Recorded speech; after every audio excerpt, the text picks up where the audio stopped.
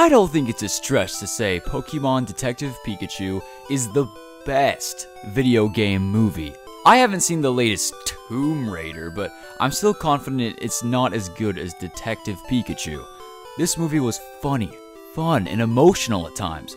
From the perspective of a Pokemon fan, the special effects really delivered. However, and I know everyone's saying this, without Ryan Reynolds as Detective Pikachu, this movie would not be good. His comedy and the occasional comedy of some other Pokemon is what saves this film for me. Which kind of sucks because I want more Pokemon movies, but I don't want them all to have a Detective Pikachu voiced by Ryan Reynolds.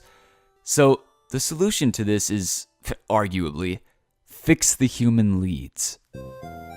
I remember the first time I saw Justice Smith act on screen in Jurassic World: Fallen Kingdom. Wait, he was in Paper Towns? Wow.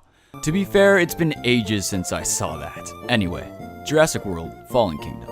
Now, I didn't like that movie, but I didn't hate Justice's character as much as everyone else seemed to. I could definitely see why people would get annoyed at his constant screaming.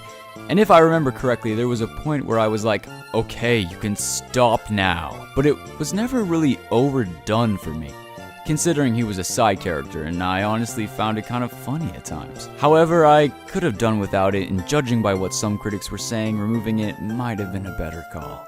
The point is, when I saw the trailer for this movie and saw that Justice Smith was playing the lead human, I wasn't worried at all. I never thought he was a bad actor, and still don't, by the way. And judging purely by the trailer, he seemed like an interesting and likable character who has a difficult relationship with his father and just gets dragged into this Detective Pikachu stuff.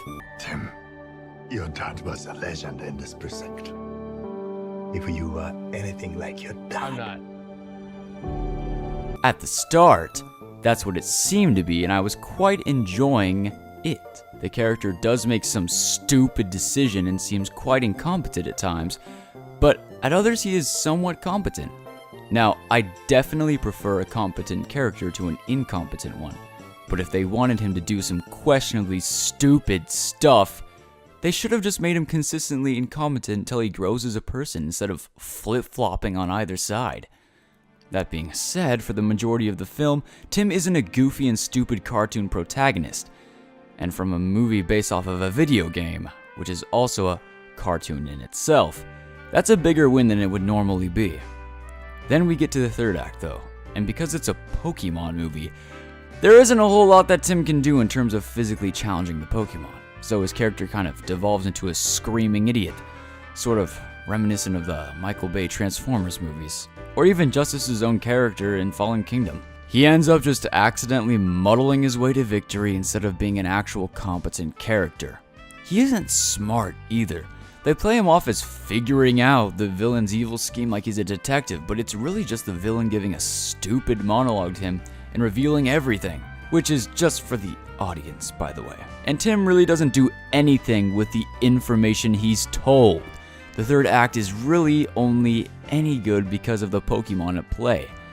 And we're constantly cutting back to Tim and his action throughout, which I suppose might be fine if he was an enjoyable character to watch at that point, but he isn't. Like I mentioned at the start, this film does an alright job when it comes to the emotional side of things, particularly in between Acts 1 and 2, as well as Acts 2 and 3. There are moments between Tim and Detective Pikachu that feel authentic and heartfelt, and Tim does have something of a character arc, but it could be a lot more impactful if they play things out a little differently. For those who haven't seen this movie, the following isn't spoilers, but it will sound a little vague and confusing. Don't feel like you have to stick around. You can, if you want, or you can leave. Or you can jump to this time code to continue with some less vague criticisms of the film. Alright, so I established that Tim initially has a difficult relationship with his father, and I thought the emotions he is portrayed as feeling were realistic as well as uniquely conflicting. I say realistic because as much as you may resent certain aspects of your family, they're still your family. So what Tim goes through emotionally in the first act is indeed convincing. The relationship between him and Detective Pikachu is obviously meant to help Tim confront his issues with his father. But it isn't as impactful because at no moment did I feel any real friction between Tim and Pikachu. I don't mean comedic banner friction like there is at the start. I mean actual emotional conflict between the two characters. The most frustrating part is there is precedent for this before the third act. There's information revealed that could feel so much reasonable conflict between the two characters, and instead it plays out with one character mad at himself and the other mildly confused. At first I enjoyed this. It was a breath of fresh air that we didn't get in a whiny fight between two characters. But the information revealed is a big deal, and there could be realistic and heartbreaking conflict, which they can then be forced to mend for the greater good during the third act. But instead it's just one character running away and then coming back. There's no conflicted selfishness or hatred going on, there's just unmotivated inaction followed by an unrewarding reaction.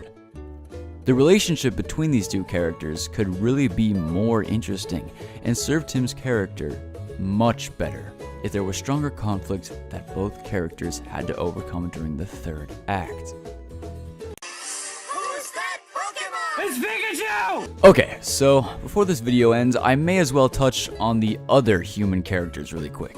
Lucy, whose name I may have forgotten until I looked it up, is a journalist and a wannabe reporter for the CNN, which I guess is the Rhyme City news station. Her Psyduck is the most interesting aspect of her character. Hey, you put that down. I am not giving you a massage. Here's a tip if you're writing the first Hollywood movie in a potential series. Side characters can be side characters. They don't need to be overdramatic, semi-emotional characters with their own little story. They're allowed to serve the main character's arc as long as they're not useless. Sure, Lucy isn't exactly useless, but I didn't feel for her and I didn't care about her. Also, they couldn't have given her and Tim some comedic banter friction like they did with him and Pikachu, and it would have made them both more likable. Instead, Tim starts by being weirded out by her. Reasonable response. She's weird at the start, and Tim's in an uncomfortable circumstance. But then, when Detective Pikachu sees her, he's like, "Oh yeah, good job, kid." And then Tim's like, "Oh, I guess I'm attracted to her now." Their relationship felt really forced, and I'm glad, spoiler alert, they didn't kiss at the end. The two of them being sarcastic friends who start out annoyed at each other but grow to really care would have been much better. Also, there's another main human character in this movie. I won't say who or what role he or she plays, but they have the worst motivations, aspirations, and common sense. Bottom line, guys, being in a wheelchair doesn't mean you're useless. Even if you feel useless sometimes, we all do. You can still accomplish a hell of a lot in a wheelchair. Just ask Batgirl or Stephen Hawking, the actual non-fiction guy.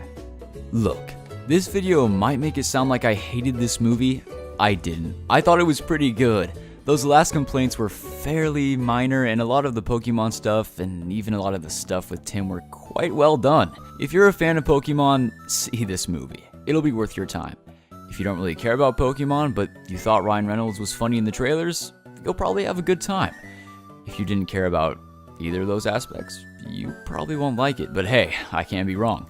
I tweeted to Ryan and told him it was a 7 out of 10, and I stand by that. I would love to see more Pokemon films, but only if they get these human characters right. Come on, guys. I believe in you.